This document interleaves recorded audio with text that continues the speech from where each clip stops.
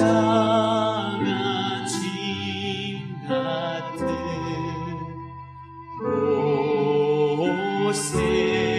고생이나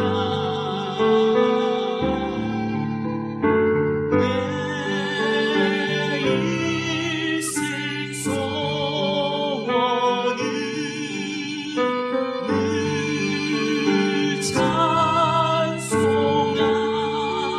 찬송하면서 주께로 나아가기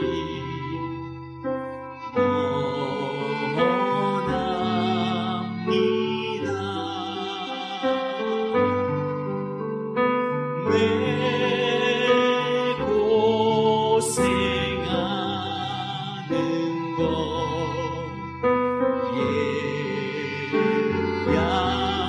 야곱이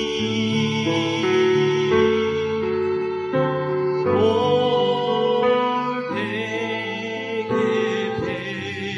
베고자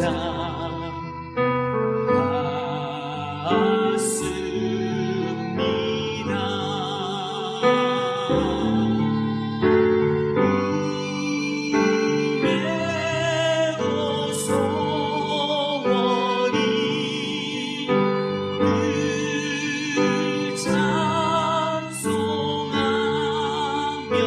찬송하면서 주께로 나아가기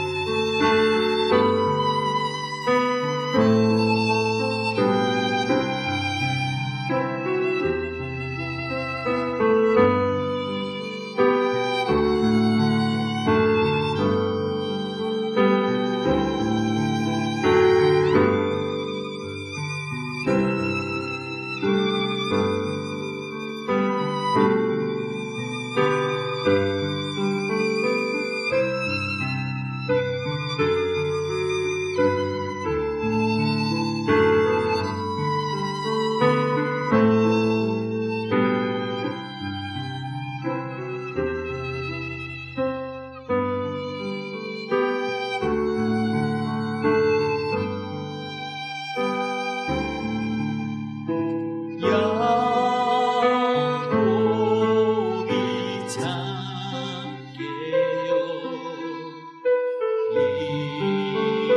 일어나고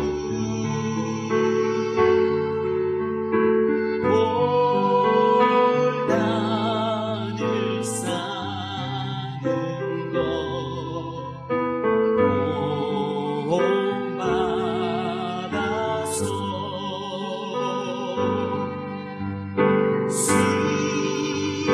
숨질 때 외로로 늘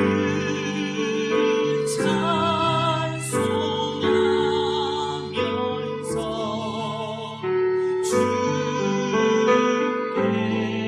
주께로 나아가기 원합니다.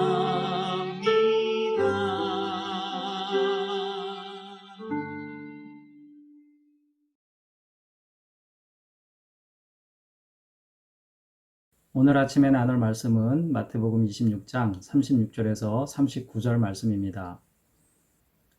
이에 예수께서 제자들과 함께 겟세마네라 하는 곳에 이르러 제자들에게 이르시되 내가 저기 가서 기도할 동안에 너희는 여기 앉아 있으라 하시고 베드로와 세베대의 두 아들을 데리고 가실새 고민하고 슬퍼하사 이에 말씀하시되 내 마음이 매우 고민하여 죽게 되었으니 너희는 여기 머물러 나와 함께 깨어 있으라 하시고 조금 나아가사 얼굴을 땅에 내시고 엎드려 기도하여 이르시되 내 아버지여, 만일 할만하시거든 이 잔을 내게서 지나가게 하옵소서. 그러나 나의 원대로 마옵시고 아버지의 원대로 하옵소서 하시고.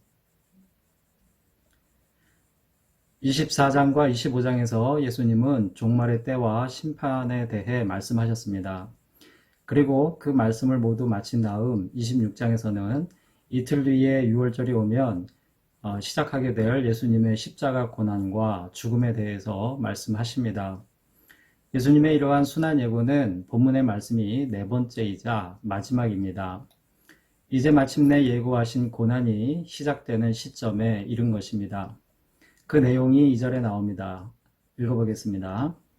너희가 아는 바와 같이 이틀이 지나면 6월절이라 인자가 십자가에 못 박히기 위하여 팔리리라 하시더라. 이 말씀을 하시는 예수님의 마음이 어땠을까요? 이 순간 예수님의 마음이 어땠을지 생각해 보는 것은 우리 삶에 매우 중요한 의미를 갖습니다. 예수님은 하나님과 동등하신 신성을 지닌 분임과 동시에 우리와 똑같은 인성을 지닌 완전한 사람으로 이 땅에 오셨습니다. 그러므로 제자들에게 마지막으로 고난과 죽음을 예고하시는 그 순간에는 이틀 뒤부터 시작될 고난과 죽음으로 인해서 보통의 인간들이 느끼는 극심한 고통과 불안과 두려움을 그대로 고스란히 느끼셔야 했습니다. 우리가 읽은 본문 말씀에 예수님의 그러한 신적 상태가 잘 나타나 있습니다. 38절 말씀을 보니까 예수님께서 말씀하시길 내 마음이 매우 고민하여 죽게 되었다라고 표현하십니다. 누가복음은 이 장면을 좀 더 실감나게 표현하고 있습니다. 누가복음 22장을 보면 예수님께서 너무나 간절히 기도를 하셔서 그때 흘렸던 예수님의 땀이 땅에 떨어지는 핏방울 같이 되었다라고 나오고 있습니다. 본문 39절 말씀에서는 그 순간에 예수님께서 느끼셨을 두려움의 크기에 대해 알 수 있습니다. 예수님께서 뭐라고 하시죠? 내 아버지여 만일 할만하시거든 이 잔을 내게서 지나가게 하옵소서. 예수님은 하나님께 그 고통과 죽음을 피할 수 있게 해달라고 구하고 계십니다. 제발 그냥 지나가게 해 주시옵소서. 제발 제가 감당하지 않도록 해주시면 안 되겠습니까? 라는 말씀이지요. 지금까지 보아왔던 예수님의 모습과는 달라 보입니다. 물론 달라진 것은 없지만 이 순간만큼은 우리와 같이 나약한 인간의 모습을 지니고 계심을 그대로 보여주고 계십니다. 그렇습니다. 예수님은 나약한 인간의 모습을 고스란히 가지고 계셨던 분이었습니다. 그러므로 우리는 그분이 고난과 죽음 앞에서 얼마나 큰 고통과 슬픔, 불안과 공포를 느꼈을지 짐작할 수 있습니다. 예수님의 이러한 인간적인 모습이 우리에게 의미하는 바는 무엇일까요? 우리가 어떤 일로 인하여 우리 마음에 극심한 불안과 공포와 슬픔을 느끼는 그런 순간이 있을 수 있습니다. 그런데 우리 예수님께서 그런 우리의 마음을 모두 다 아시고 공감하십니다.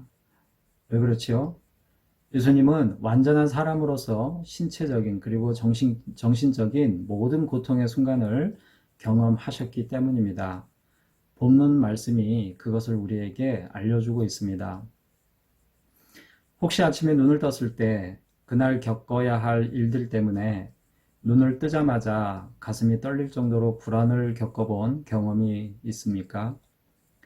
어떤 일을 앞두고 극심한 공포와 두려움 또는 수치심에 다리가 풀리는 경험을 해본 적이 있습니까? 사람들이 그런 일을 반복적으로 경험을 하다가 더러는 스스로 목숨을 끊는 경우가 있습니다. 그 순간에 그 사람을 가장 힘들게 하는 것은 아마 외로움이겠지요.